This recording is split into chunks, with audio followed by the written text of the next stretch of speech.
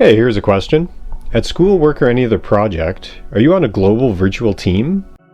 You know, a massive shift has occurred in the nature of teams. A study of global businesses found that a whopping 85% of employees working for global businesses operate on virtual teams. Ready for another question? Have you been trained?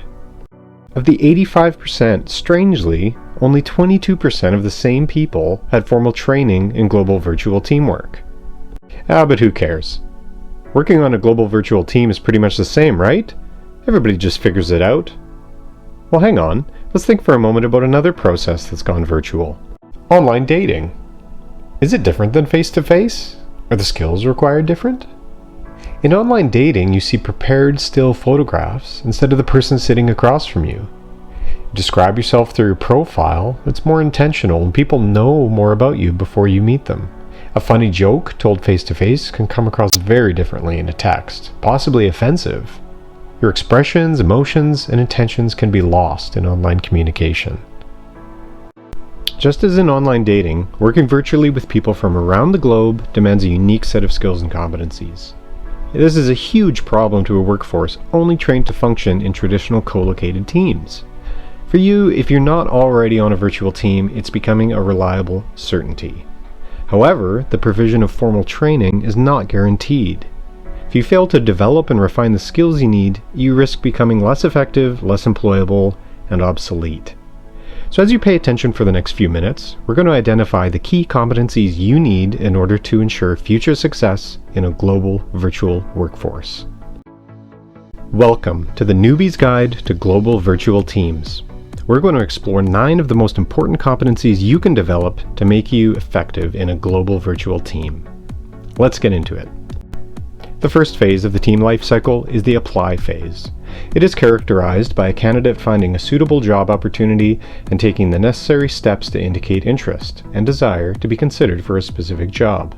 Because virtual and global teams have the advantage of being able to leverage a powerful knowledge base of multidisciplined workers beyond traditional geographical boundaries, it is crucial that interested candidates possess, properly market, and demonstrate the required key competencies of a virtual employee in order to ensure a positive first impression on potential employers. You need to stand out to succeed. In a survey of 1,620 executives in major organizations from 90 countries around the world, 88% of the respondents agreed virtual teams are crucial to daily productivity, and 72% of the respondents believe diversity has a positive effect on their team's performance. In order to improve your likelihood for success, you should focus on organizational awareness, cultural intelligence, and researching and analyzing information. Let's explore each in a little more depth. Organizational awareness is the ability to identify the real decision makers and the individuals who can influence them. It's knowing how to predict how new events or situations will affect individuals and groups within the organization, with an understanding of the differing needs and perspectives of those individuals and groups with varying backgrounds. It's knowing who are the movers, shakers, and decision makers. Next is cultural intelligence. Virtual and global teams benefit from access to a larger labor pool and are able to secure resources with greater gender, cultural, geographic, and age diversity. Cultural intelligence is understanding, respecting, and utilizing diverse peoples, backgrounds, and perspectives, whether obvious or not, to support organizational goals and objectives. It's the ability to work respectfully, knowledgeably, and effectively with people from other cultures and recognizing the ways that personal and professional values align or conflict. Studies show that greater diversity within a team can result in more innovation and productivity. However, studies also show that the potential for negative conflict is much higher, and if not managed properly, can be devastating to productivity, making cultural intelligence for each team member imperative. Let's check out one more. Researching and analyzing information refers to the skills of comprehending a situation by breaking it down into its components and identifying key or underlying issues. It's the ability to organize various aspects of a problem or situation, especially when dealing with people with different perspectives and varying cultures. Most importantly, it's the ability to determine cause and effect relationships to resolve situations or problems, regardless of complexity, in a decisive manner. Next phase. The onboard phase of the employment process is characterized by HR planning, organizing, and bringing new people onto virtual teams.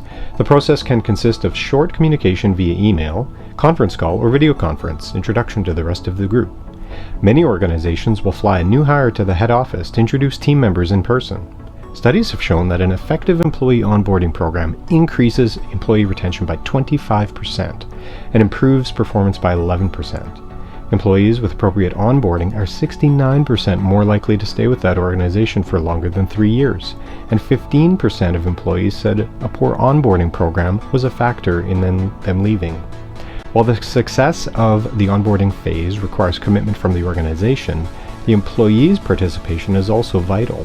In this phase, the key competencies are tech savvy, flexibility, organizational systems thinking and planning.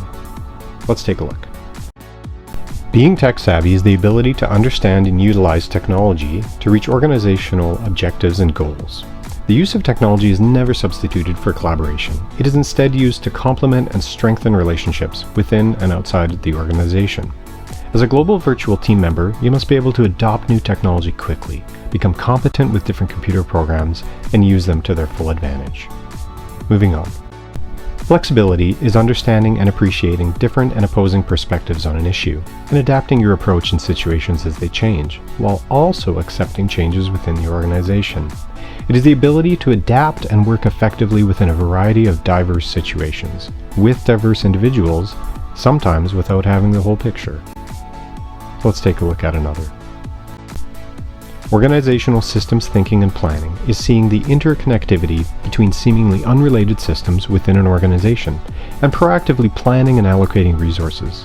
It's often expressed by developing and implementing complex plans from varying levels of the organization and taking into account the differing needs of work units and individuals with varying backgrounds and understandings. 1 phase and 3 competencies left. The operate phase of the employment process is characterized by building team trust, collaborating, communicating, and motivating each other to ensure that organizational objectives are met. The team leader develops objectives that are clearly defined and measurable and aligned with the end goal. Milestones with realistic timelines, easily understood by all the members, provides a sense of direction. In this phase, the key competencies are communicating effectively, fostering trust, and emotional and political awareness. When communication is attempted, there are 3 things that can result: no communication, misinterpretation, or understanding. Effective communication is the ability to ensure the latter is the result all the time, without loss or misinterpretation. Sending a clear message that conveys the subject and your intentions through the phone, text, chat, email, or presentation takes practice. In the absence of body language, which supports much of our communication, it is important to assume a positive intention from the other party. Also, amongst the variety of tools available to support communication, you must decide on which tool is right for the circumstance. The ability to foster trust ranks highest amongst the needs for global virtual team members.